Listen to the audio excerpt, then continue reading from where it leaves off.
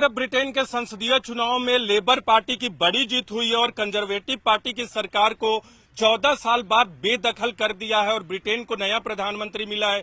तो दूसरी तरफ ईरान में हुए राष्ट्रपति चुनाव में मसूद पेजेश्कियान, जिन्हें उदारवादी माना जाता है, और इस बात की किसी को उम्मीद नहीं थी कि ईरान में एक उदारवादी चेहरा राष्ट्रपति का चुनाव जीतेगा, लेकिन मसूद पेजेश्कियान ने कट्टरपंथी सईद जलीली को वहां राष्ट्रपति के चुनाव में हरा दिया है। लेकिन इस वीडियो में हम तमाम चीजें आपको बताएंगे कि ईरान में नए राष्ट्रपति के जीतने का और खासकर उदारवादी मसूद पेजेश्कियान के जीतने का मतलब क्या है दुनिया के लिए भी और भारत के लिए भी। मसूद पेजेश्कियान राष्ट्रपति बन गए हैं, लेकिन ईरान में राष्ट्रपति चुनाव की जरूरत इसलिए पड़ी क्योंकि कुछ ही हफ्ते पहले आपको याद होगा हेलीकॉप्टर हादसे में इब्राहिम रईसी, जो तत्कालीन राष्ट्रपति थे, उनकी हेलीकॉप्टर हादसे में मौत हो गई थी। इसके बाद वहां राष्ट्रपति चुनाव कराया गया।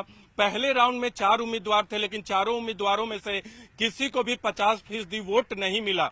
ईरान के राष्ट्रपति के चुनाव में किसी भी उम्मीदवार को चुनाव जीतने के लिए राष्ट्रपति का 50% वोट लाना जरूरी होता है। तो पहले राउंड में किसी भी उम्मीदवार को 50% वोट नहीं मिला, इसलिए चुनाव दूसरे राउंड में गया और दूसरे राउंड में एक तरफ मसूद पेजेश्कियान और दूसरी तरफ सईद जलीली उम्मीदवार के तौर पे बच गए थे। लेकिन अंतिम नतीजे जो आए उसमें मसूद पेजेश्कियान चुनाव जीत गए हैं और वो ईरान के राष्ट्रपति बन गए हैं। मसूद पेजेश्कियान पूर्व स्वास्थ्य मंत्री भी रह चुके हैं ईरान के और उन्हें एक अनुभवी नेता के तौर पे जाना जाता है। तमाम उदारवादी संगठनों का समर्थन था ईरान में। और दूसरी तरफ अगर कट्टरपंथी सईद जलीली की बात करें तो वो पूर्व एनएसए रह चुके हैं और जो परमाणु डील हुई थी, न्यूक्लियर डील हुई थी, उसमें भी वो महत्वपूर्ण भूमिका निभा चुके। लेकिन सईद जलीली का हारना ईरान की तरफ से ईरान की जनता ने एक नया संदेश दिया है।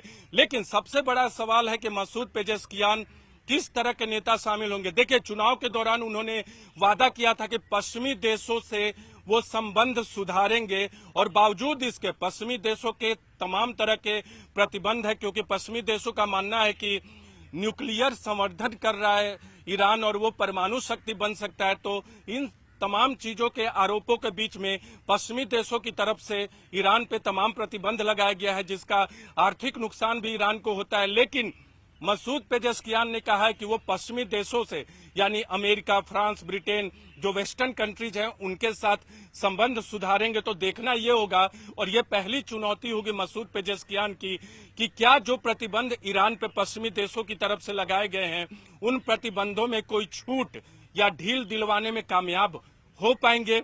दूसरी बड़ी चुनौती मसूद पेजेश्कियान की ये होगी कि डोमेस्टिक लेवल पे हिजाब का और हेड पे, यानी माथे पे जो स्कार्फ लगाया जाता है, इन तमाम चीजों को लेकर, इन बंदिशों को लेकर ईरान में लगातार प्रदर्शन होते रहे। तो इस कानून में, इस नियम में ढील देने का इशारा कर चुके हैं। चुनाव के दौरान देखना होगा कि कितनी ढील दिलवाने में कामयाब होते हैं। तो ये एक चुनौती भी होगी मसूद पेजेश्कियान के लिए, जो कि नए राष्ट्रपति हैं ईरान के।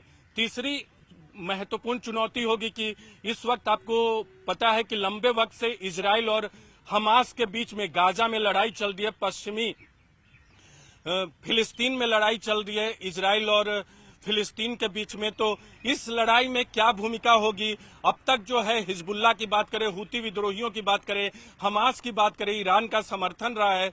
तो उसमें क्या स्टैंड होगा मसूद पेजेश्कियान का? क्योंकि हिजबुल्लाह और हुती को तो सीधे समर्थन देता है ईरान और गाजा में भी हमास को उनका नैतिक समर्थन रहता है। तो तीन तरफ से इजराइल लड़ाई लड़ रहा है पिछले कुछ वर्षों से। और पिछले साल इस युद्ध की सीधे तौर पे शुरुआत हुई थी 7 अक्टूबर को। इस युद्ध को कवर करने में भी गाजा में मौजूद था। गाजा और इजराइल के बॉर्डर तक मैं पहुंचा था और वहां से युद्ध की तस्वीरें आपको हमने दिखाई थी। तो महत्वपूर्ण बात यह है कि इस मसले पर इजराइल और गाजा, यानी इजराइल और हमास के बीच में जो युद्ध चल रहा है, उस पर इनका रुख क्या होगा। अब तक जो रुख रहा है ईरान का, वो हिजबुल्लाह और हुती को समर्थन देने का खुल कर रहा है। गाजा में जो इजराइल कर रहा है उसके खिलाफ रहा है। लेकिन क्या इस रुख में थोड़ा बदलाव आता है मसूद पेजेश्कियान के? ये देखना महत्वपूर्ण होगा। अगर भारत के साथ संबंधों की बात करें तो भारत के साथ कोई विदेश नीति में बदलाव नहीं होगा।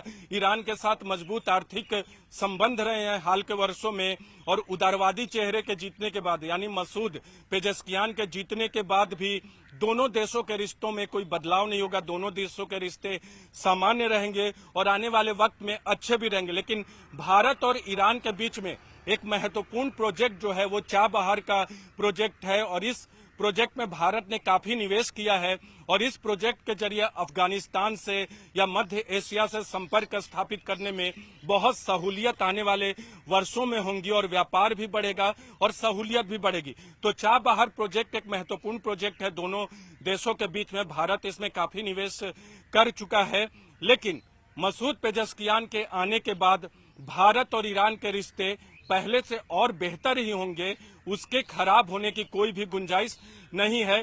लेकिन सबसे बड़ा संदेश ये है ईरान के राष्ट्रपति चुनाव का कि वहां उदारवादी चेहरे को चुना है। ब्रिटेन में जहां लोगों ने प्रधानमंत्री के तौर पे लेबर पार्टी के चेहरे को चुना है, तो दूसरी तरफ ईरान में उदारवादी चेहरे को चुना है। ईरान की छवि कट्टरपंथी देश के तौर पे है, लेकिन वहां लोगों ने उदारवादी चेहरे को चुना है। और ये भी साफ कहा है मौजूदा राष्ट्रपति ने, जो नए चुनाव में निर्वाचित हुए हैं मसूद पेजेस्कियान ने, कि जो महत्वपूर्ण मसले होंगे उसमें अंतिम निर्णय वहां के प्रमुख का होगा, यानी अयतुल्ला खुमैनी का होगा, जो कि धर्म गुरु हैं और वहां के सबसे बड़े नेता हैं। उनका फैसला ही अंतिम तौर पे माना जाएगा। लेकिन उदारवादी के तौर पे मसूद पेजेस्कियान को ईरान की जनता की तरफ से चुनना अपने आप में एक संदेश है, और दूसरी तरफ कट्टरपंथी सईद जलीली को स्वीकार न करना। सईद जलीली पहले भी राष्ट्रपति का चुनाव लड़ चुके हैं, लेकिन उन्हें इस बार के चुनाव में हरा दिया मसूद पेजेस्कियान ने, जो उदारवादी भी हैं, और उदारवादी संगठनों ने ईरान में राष्ट्रपति के चुनाव में उन्हें पूरा समर्थन दिया था।